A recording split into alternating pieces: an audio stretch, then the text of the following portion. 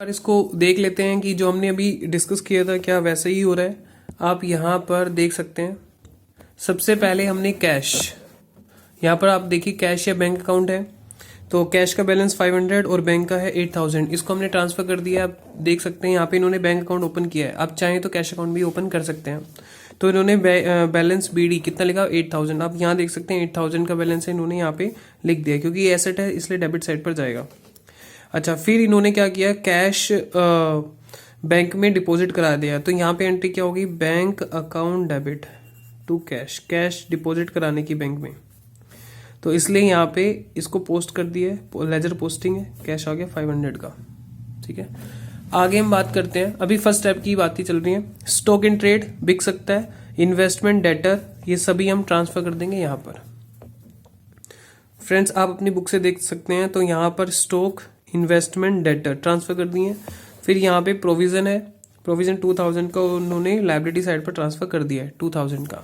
उसके बाद फिर से देखो, प्लांट एंड मशीनरी, बिल्डिंग और गुडविल, इन तीनों को इन्होंने ट्रांसफर कर दिया है एसेट साइड पर।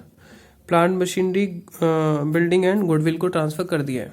ठीक है, फिर उसके बाद जो लॉसेज हैं यहाँ पे 3500 के, ये लॉसेज उन्होंने पार्टनर कैपिटल अकाउंट में ट्रांसफर कर दी होंगी। तो यहाँ पर लॉसेस देखो डिस्ट्रीब्यूट करके इन्होंने डाल दिए। तो एक सेकेंड, यहाँ पे आप प्रॉफिट एंड लॉस जो जिससे पैसे रिलाइज नहीं हो सकते, मतलब जो रिलाइज नहीं हो सकता कैश में, उन्होंने ये 3500 का ये पार्टनर कैपिटल अकाउंट में यहाँ पर आप देख सकते हो इक्वल रेशियो है, इसलिए इन्होंने 1750 के अकॉर्डिंग इन्होंने डिस्ट्रीब्यूट कर दिया है। तो इस तरह से हमने बैलेंस शीट की एसेट साइड को खाली कर दिया है। उसके बाद सभी जो भी आइटम्स है वो ट्रांसफर होंगी बुक वैल्यू पर, ये ध्यान रखना इंपॉर्टेंट बात। उसके बाद क्रेडिटर है, बताओ क्रेडिटर कहाँ आएगा, क्रेडिटर बीपी आउटसाइडर है, लोन भी आउटसाइडर है, तो क्रेडिटर 38, 5 और 10 ये ट्रांसफर हो जाएंगे क्रेडिट साइड पर। क्रेडिटर 38, 5, 10 ट्रांसफर हो गए। ये डियर आप अपने लेवल पर भी कर सकते हो इजीली, मैं बस फटाफट उसको रिकलेक्ट करने की कोशिश कर रहा हूँ जो पॉइंट मैंने आपको बताए हैं। आगे कह रहा है इन्वेस्टमेंट फ्लक्चुएशन रिजर्व 1000 का, जिसकी मैंने आपको लॉजिक नहीं समझाया, सीधा मैंने बता दिया ट्रांसफर कर दो, कर दिया आपने ट्रांसफर। उसके बाद आगे ये क्या कह रहा है, ये हो गया। फिर बचता है हमारे पास कैपिटल पार्टनर के, वो हमने क्योंकि ये लायबिलिटी है इसलिए पार्टनर कैपिटल अकाउंट में लायबिलिटी, देखो एसेट को ट्रांसफर करना होता है डेबिट पर क्योंकि एसेट के डेबिट बैलेंस होते हैं, और लायबिलिटी को ट्रांसफर करना होता है क्रेडिट साइड पर क्योंकि इसके क्रेडिट बैलेंस होते हैं। तो बाय बैलेंस पीडी 10,000 हमने ट्रांसफर कर दिया है, दोनों का बैलेंस 10 है, यहाँ पर आप देख सकते हैं। ओके जी, ये इतना हमने काम कर लिया है। तो मैं इनके ऊपर टिक लगा देता हूँ ताकि ये हमें समझ आ जाए ये हम ऑलरेडी कर चुके हैं। तो दोस्तों यहाँ पर आप देख सकते हैं लेजिस्लेशन के अंदर, तो लेजिस्लेशन में हमने ये वाला जो पार्ट है ये वाला कंप्लीट कर लिया है। अब हमें ये वाला एरिया डिस्कस करना है। इसको समझाने के लिए मैं थोड़ा सा एंट्रीज आपको समझा देता हूँ। देखो हमने किया क्या है अभी तक हमने ये किया है, क्योंकि हम काम बंद कर रहे हैं तो हमने ये कहा कि हमारे बुक्स ऑफ अकाउंट में यानी बैलेंस शीट के अंदर हमारे पास एसेट के बैलेंस हैं। तो अब हमें हर एक एसेट को अलग अलग से बंद करना चाहिए, इससे हमारा काफ़ी ज़्यादा लंबा प्रोसेस हो जाता है। इसलिए हम क्या करते हैं, अकाउंट खोल लेते हैं रियलाइजेशन अकाउंट, तो उसमें हम ट्रांसफ़र कर देते हैं। जैसे एग्जांपल के लिए हमारे पास यहाँ पर था स्टॉक, तो हमने इसको ट्रांसफ़र कर लिया, हमने एंट्री ये डाली स्टॉक क्योंकि हमारा एसेट था इसलिए वो डेबिट था हमारी बुक्स में। हमने उसको हटा दिया अपनी बुक से, एसेट को हटा दिया और हमने उसको ट्रांसफ़र कर दिया रियलाइजेशन अकाउंट में। और स्टॉक हमारे पास कितने का था, एक सेकंड में देख लेता हूँ। 5000 का स्टॉक इसमें दिया हुआ है, तो 5000 का स्टॉक हमने यहाँ पे, इससे हुआ ये मेरा स्टॉक अकाउंट बंद हो गया और एक अकाउंट ओपन हो गया जिसका नाम है रियलाइजेशन अकाउंट। तो इस एंट्री की वजह से रियलाइजेशन अकाउंट के डेबिट साइड पर पहुंच गया है टू स्टॉक। इसके पीछे एंट्री काम कर रही है रियलाइजेशन अकाउंट। ठीक है, अच्छा अब अगर हमारा स्टॉक सेल होता है, मुझे ये बताइए अगर स्टॉक सेल होता है तो क्या हम स्टॉक लिखेंगे, क्योंकि स्टॉक तो आपकी बुक्स में है ही नहीं, आपने स्टॉक को एक थैले में डाल दिया है। मैं इसको थोड़ा सा ना क्रिएटिव तरीके से समझाने की कोशिश करता हूँ। मैंने एक थैले में स्टॉक को पकड़ा, मैंने थैले में उसको डाल दिया। अब उस थैले के ऊपर लिखा हुआ है रियलाइजेशन अकाउंट, फील करना इस चीज को, देखना अच्छे से। उस थैले के ऊपर लिखा हुआ है, उस बैग के ऊपर लिखा हुआ है रियलाइजेशन अकाउंट, ठीक है।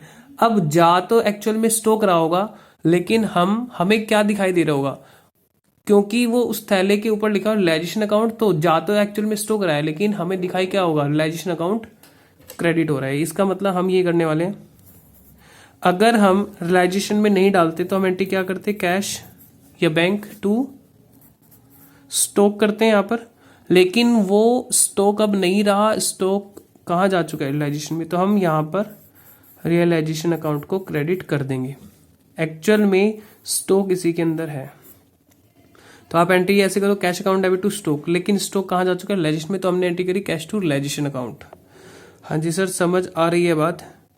तो यहाँ पर इस तरीके से अगर हम ये एंट्री करते हैं, मान लो यहाँ पर मैं लिखता हूँ 6000 में हमने इसको सेल कर दिया, तो हम यहाँ पर इससे आप लेजर पोस्टिंग कर लो, तो हम यहाँ पर क्या लिखेंगे, बाई कैश। अगर हमने बैंक अकाउंट ओपन किया हुआ है तो हम यहाँ पे लिखेंगे बाई बैंक 6000, क्योंकि लेजिशन अकाउंट क्रेडिट हो रहा है तो हमने लेजिशन के अंदर क्रेडिट में क्या डाल दिया, बाई कैश या फिर बाई बैंक, ठीक है सर। और देखो ध्यान से देखना, ये एसेट है और इधर हमने ट्रांसफर किया, हमने इसको सेल कर दिया, और आप देख सकते हो यहाँ पर प्रॉफिट भी हो गया, कितने का, 1000 का। तो 1000 का जो प्रॉफिट हुआ ये ऑटोमेटिक ही अपने आप ही ट्रांसफर, अगर मैं खाली इतने ही काम करूं तो अपने आप ही प्रॉफिट शो करना, मतलब प्रॉफिट ऑटोमेटिकली शो हो जाएगा 1000 का, जो कि पार्टनर में डिस्ट्रीब्यूट हो जाएगा। अगर मैं सिर्फ एक एसेट की बात करूं, ऐसी ही ट्रीटमेंट बाकी सभी एसेट्स की है, बिल्कुल सेम ट्रीटमेंट बाकी सभी एसेट्स की है, इसलिए मैं ज़्यादा आपका टाइम नहीं लूंगा, मैं ऐसे ही बता दूंगा। अगर आप एसेट को सेल कर रहे हो तो यहाँ पे बाई बैंक, अगर आपका एसेट कोई पार्टनर लेकर जा रहा है तो आप क्या लिखेंगे, बाई पार्टनर्स कैपिटल अकाउंट, क्योंकि उसकी एंट्री क्या होती है, अगर कोई पार्टनर ले जाता है तो आप कहते हैं ठीक है हमारे यहाँ से स्टॉक चला गया, स्टॉक, वैसे ये लिखने की जरूरत नहीं, मैं आपको समझाने के लिए बता रहा हूँ। रियलाइजेशन क्रेडिट हो गया 6000 से, और यहाँ पर पैसे नहीं आए हैं, पैसे नहीं आए, आपको डेटर दिखाना पड़ेगा। मान लो ए लेके गया है, ए आपका पार्टनर है, ए इज कैपिटल अकाउंट 6000,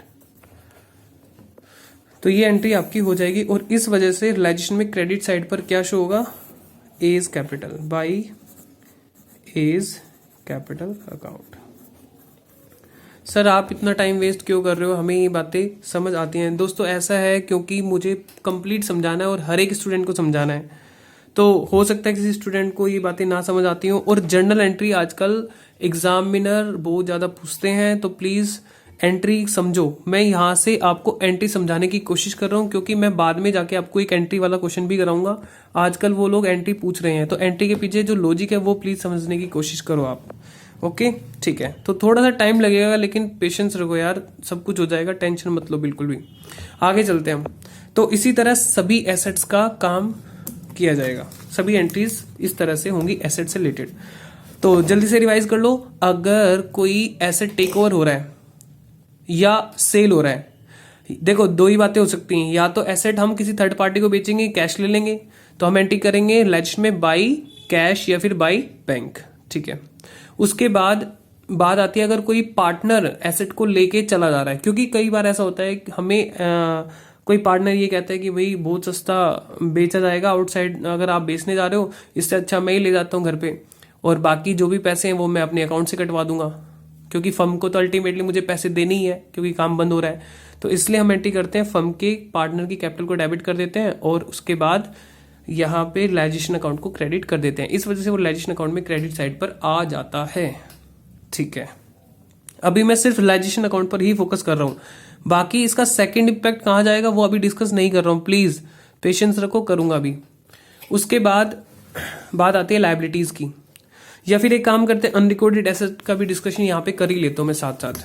सुनो, अगर कोई आपकी अनरिकॉर्डेड एसेट का, वैसे मैं क्लास में पूरा कॉन्सेप्ट समझाता हूँ अनरिकॉर्डेड हुआ कैसे, तो इसका छोटा सा एग्जांपल ये सुन लो जल्दी से। आपने एक टेबल फैन लिया था, आपने एक टेबल फैन लिया 5000 का, आपने 5 सालों में उसको राइट ऑफ करना है, यानी 5 सालों में वो पंखे की जो लाइफ है वो 5 ईयर की है, तो आपने 1,000 का डेप्रिसिएशन लगाया, तो आपका 5 सालों के अंदर वो आपकी बुक से गायब हो जाएगा। कैसे? फर्स्ट ईयर में क्या होगा, 4000 का बुक में दिखाई देगा, फिर 1000 P&L में चला जाएगा, फिर दिखाई देगा 3000 का, फिर 2000 का, फिर 1000 का, फिर 0। यानी 5 साल, अगर हमने 6 साल पहले कोई फैन खरीदा था, टेबल फैन, तो आज वो हमारी बुक में नहीं दिखाई दे रहा होगा। मैंने बहुत ज़्यादा फास्ट कराया है, लेकिन अभी इतना टाइम नहीं है हमारे पास।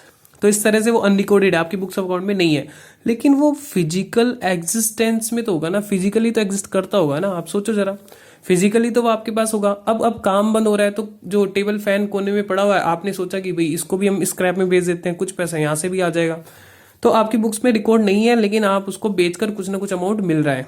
तो अगर कुछ अमाउंट मिलता है, हम एंट्री डालते हैं कैश अकाउंट डेबिट टू, अगर चलो 2 मिनट के लिए छोड़ देते हैं, रियलाइजेशन को साइड कर लो। आप अगर इसको नॉर्मल सेल करते तो आप एंट्री क्या डालते?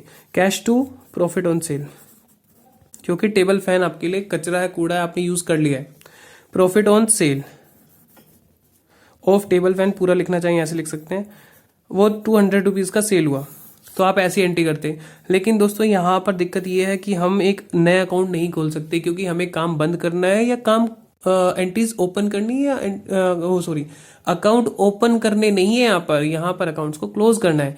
इसलिए हम ये जो प्रॉफिट है ये कहाँ ट्रांसफर कर देते हैं, इसकी एक्चुअल एंट्री क्या बनेगी? कैश टू, और जहां जहां मैं कैश लिख रहा हूं इंप्लाइड है कि बैंक भी आ सकता है, तो यहां पे हम लिख देंगे रियलाइजेशन अकाउंट 200।